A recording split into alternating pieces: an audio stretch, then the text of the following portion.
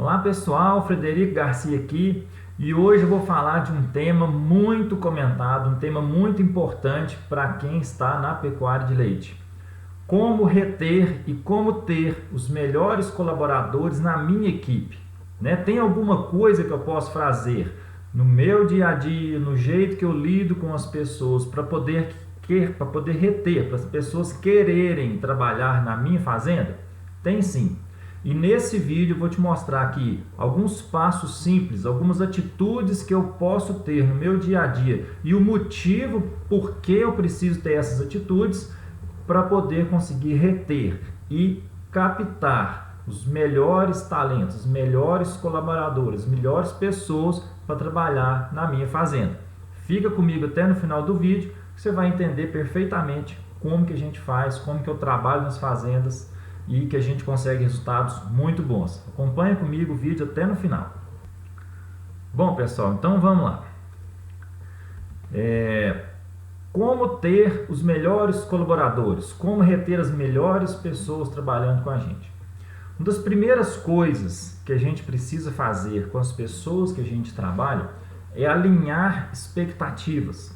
Eu preciso deixar claro para a pessoa que está trabalhando qual que é o resultado que eu espero do trabalho dela. Então, por exemplo, se é um ordenhador, eu tenho que deixar claro para ele o seguinte, eu espero ter aqui na fazenda uma CBT, por exemplo, menos de 50. Eu preciso ter aqui na fazenda uma CCS de menos de 400. Eu preciso que as vacas sejam ordenhadas todos os dias no mesmo horário, sem bater, sem correr. Eu preciso que os procedimentos de pré-ordenha, durante a ordenha, de equipamento de limpeza sejam feitos dessa forma. Isso é alinhar a expectativa. Eu deixo claro para a pessoa o que eu espero dela. Com relação, por exemplo, à pessoa que busca as vacas até a sala de ordenha. Eu preciso que ela fique atento às vacas que estiverem dando cio, às vacas que porventura estão mancando e que seja comunicado à pessoa que vai ser responsável por inseminar essa vaca, por curar a vaca. Então isso é alinhar a expectativa, é sempre deixar claro para a pessoa o que eu espero dela. Isso faz com que a pessoa se sinta bem, ela se sente segura, ela sabe que ela vai acordar de manhã cedo e que ela tem um trabalho a fazer, e que se ela fizer daquele jeito e os resultados forem alcançados, ela sabe, ela pode ir embora e dormir tranquilo, que o trabalho dela está sendo bem feito. É muito importante para as pessoas entender que o trabalho dela está sendo bem feito. E outra parte, uma segunda parte, eu preciso treinar as pessoas a alcançar esses resultados. Então, como eu falei dos procedimentos, quando eu vou falar para o pessoal, eu espero que a ordenha seja limpa e que tenha uma CBT de menos 50, de menos 20, seja abaixo de 50, abaixo de 20 ou abaixo de 10. Eu preciso treinar a pessoa, eu preciso explicar para ela, para você conseguir esse resultado, o procedimento é esse, esse e esse. Então, eu vou fazer um procedimento padrão, a gente fala de procedimento, um fluxograma, alguma coisa que seja, se possível, que seja escrita, com fotos, mostrando para a pessoa o passo a passo que ela tem que fazer, que se ela fizer naquele formato, ela vai estar no caminho certo de alcançar o resultado esperado. Então é importante que eu treine a pessoa. A pessoa que que trabalha, por exemplo, com as bezerras. Eu preciso treinar essa pessoa na questão da temperatura do leite, na quantidade de leite, em como que ele vai colocar a ração, como que ele precisa limpar as vasilhas, sanitizar o material que ele está usando, como identificar rapidamente as principais doenças das bezerras, qual que é o tratamento estabelecido. Então a gente vai treinar as pessoas a fazerem num formato X, que aquele formato tende a trazer os resultados esperados. Então eu preciso alinhar a expectativa e treinar as pessoas. Uma terceira parte disso aí é participar dos resultados.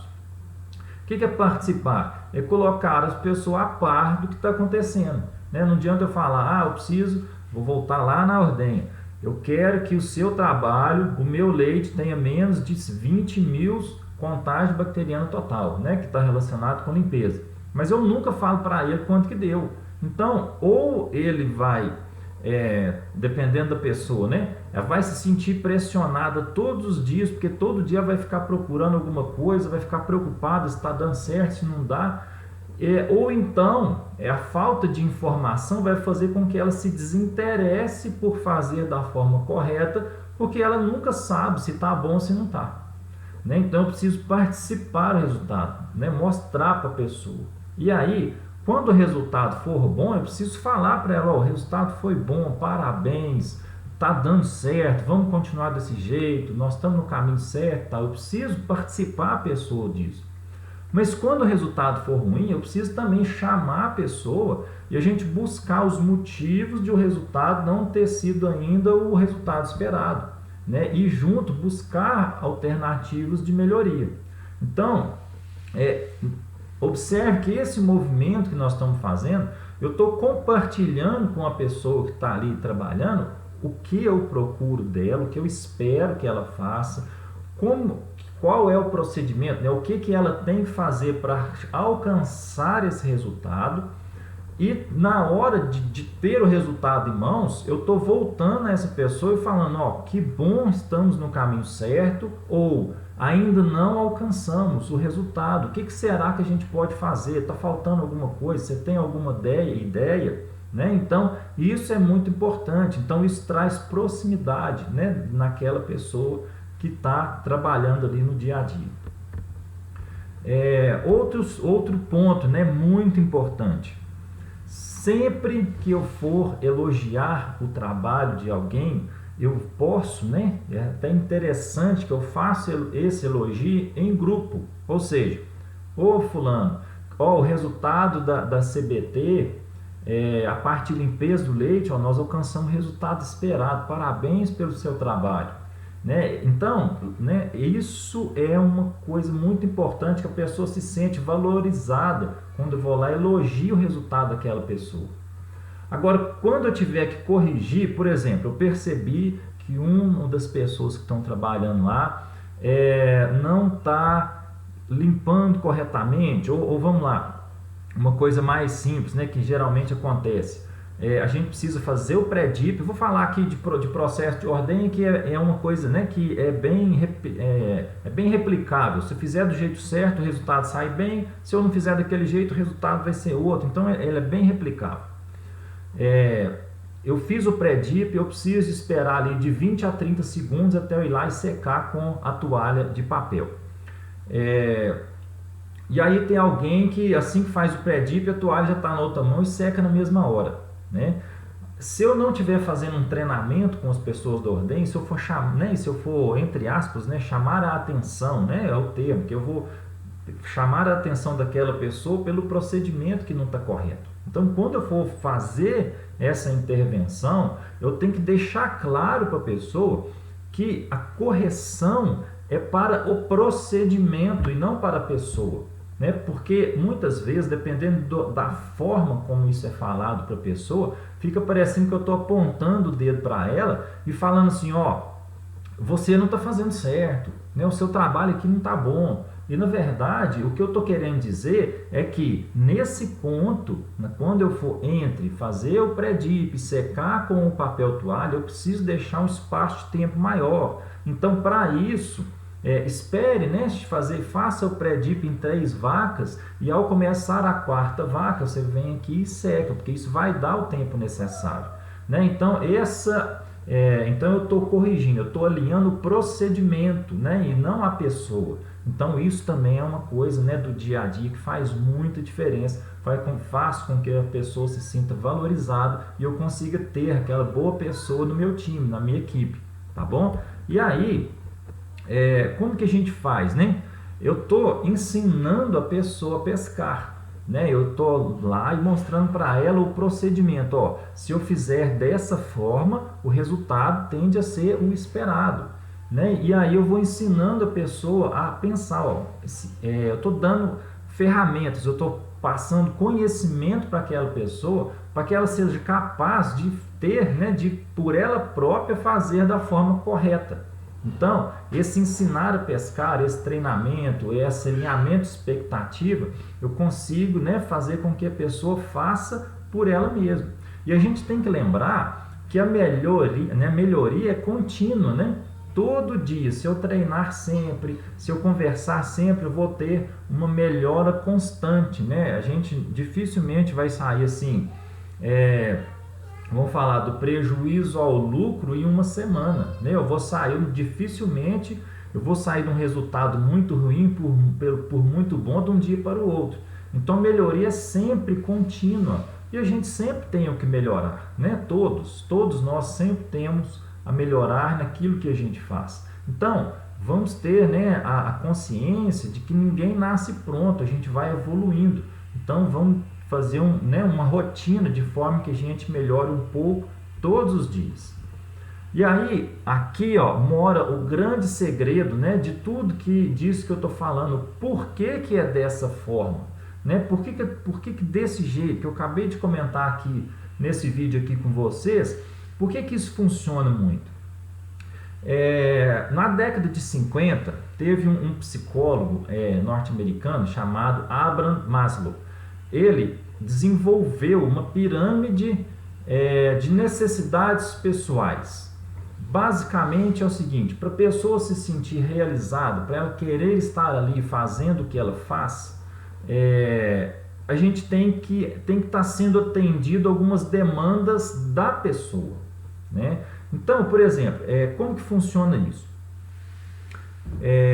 Essa pirâmide, ela foi dividida, né, em primeiro momento, ela foi dividida em cinco camadas, né, cinco pilares, e que, de modo geral, né, você vai preenchendo os pilares de baixo para cima. Então, como que é isso? A primeira coisa que a gente, como pessoa, né, agora eu vou falar de nós, né, de cada um, e aí todas as pessoas, né, como somos todos seres humanos, a gente vai funcionar aí mais ou menos da mesma forma, com, né, graus de intensidade diferente em cada necessidade. Mas, por exemplo, a primeira necessidade nossa é a necessidade fisiológica, né? Eu preciso comer, eu preciso beber água, eu preciso descansar, né? Eu preciso ter um horário de trabalho que permita com que eu tenha tempo, né, para trabalhar, para comer, para descansar. Então, isso são necessidades fisiológicas, que não adianta nada o cara ter um salário inacreditável se ele não conseguir comer, se ele não puder dormir, né? Rapidamente isso vai fazer com que aquele salário, né, ótimo, passe a não fazer sentido, porque aquilo está denegrindo a saúde dele. Então eu preciso, né, ter um equilíbrio aí. Então a primeira coisa são essas necessidades fisiológicas. Bom, a partir do momento que eu tenho, né, isso atendido, a gente naturalmente eu procuro atender, né, outras coisas. Por exemplo, a questão da segurança, eu subi um nível. O que é segurança? E aí entra aqui a questão que a gente falou do alinhar expectativas. A segurança para mim é permanência no emprego, né? Tá aí uma palavra aí no slide. O que é isso? É a pessoa saber que amanhã ele está empregado. Então, quer ver uma coisa que é comum de acontecer? A gente está na atividade de leite, às vezes, né, estamos passando aí por uma crise, a rentabilidade não está muito boa, e aí toda hora eu falo assim, eu vou vender isso, eu vou vender essas vacas, eu vou parar de tirar leite. Toda vez que você começa a externar isso para as pessoas que estão trabalhando com você, a primeira coisa que ela vai pensar é o seguinte: mas então tem que dar jeito de ir embora logo, porque senão daqui quantos dias que eu vou ser mandado embora? Daqui quantos dias que eu não vou ter o meu emprego mais? Como que eu vou fazer para poder tratar da minha família? Será que eu vou arrumar outro emprego logo depois? Ou se eu demorar para arrumar trabalho? Então aquilo começa a preocupar a cabeça daquela pessoa. E aí ela volta, né? Ela volta a sentir medo, né? Aquela falta de segurança faz ela pensar: gente, mas e se eu não conseguir tratar da minha família? E aí, o que é o mais automático? Ele começa a procurar serviço fora. Ele vai começar a procurar aí nos vizinhos, onde tem uma oportunidade dele se estabelecer, que ele tenha segurança. Então, isso é muito importante, né? Quando a pessoa está no emprego, já passou da fase da segurança, ela começa a procurar a questão social, que é a convivência, né? Eu preciso ter tempo para cultivar as amizades. Eu preciso ter tempo para minha família, eu preciso conseguir almoçar com a minha família no domingo, né? Ou no dia da minha folga. Hoje, né, eu preciso ter um tempo de mandar mensagem, de conversar com o pessoal do Instagram, do Facebook, né, para ver vídeo no YouTube. Isso é uma forma de socialização. Então as pessoas também têm necessidade disso e elas vão querer que essa necessidade seja atendida. Um próximo nível seria o nível da estima, né? Então, o que é o nível da estima? É essa questão de aprovação, é minha autoestima, minha confiança, né? É onde que eu estou procurando aí um reconhecimento. Então, isso é a estima, né? Então, por isso é importante, né, elogiar quando a pessoa fez um trabalho bem feito. É importante que eu elogie essa pessoa. Né? E depois, né, uma última parte dessa pirâmide, né, a gente tem a autorrealização, que é onde a pessoa começa a já pensar no crescimento pessoal, no crescimento profissional, né? Ela já está buscando ali ela mesma olhar para ela e enxergar que ela está evoluindo, né? Ela perceber em si essa evolução, né? E aí numa outra, né, alguns anos depois, na ponta aí dessa pirâmide, o próprio Maslow ele veio, né, subdividir essa última parte da pirâmide em necessidade de aprendizado, né, que está relacionada aí a pessoa querer, né, esse crescimento, ela enxergar que ela está aprendendo mais. Uma necessidade estética, a pessoa tem que se olhar e sentir bem consigo mesmo na aparência, né? Então isso começa também a ser importante.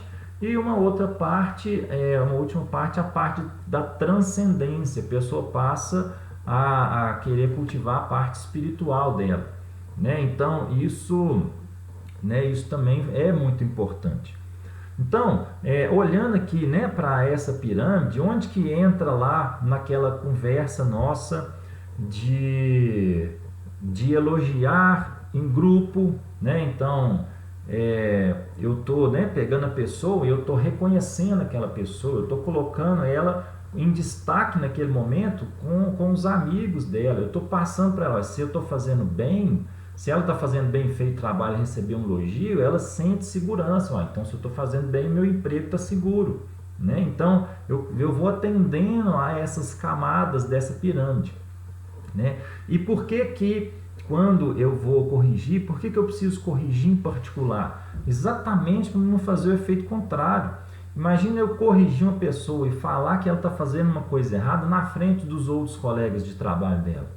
Eu vou acabar com a confiança e com a estima dessa pessoa. E aí ela vai se sentir o pior da turma. E aí ele vai começar, se eu sou o pior, a hora que tiver que mandar alguém embora, eu sou o próximo. E isso vai desestruturando toda a pessoa.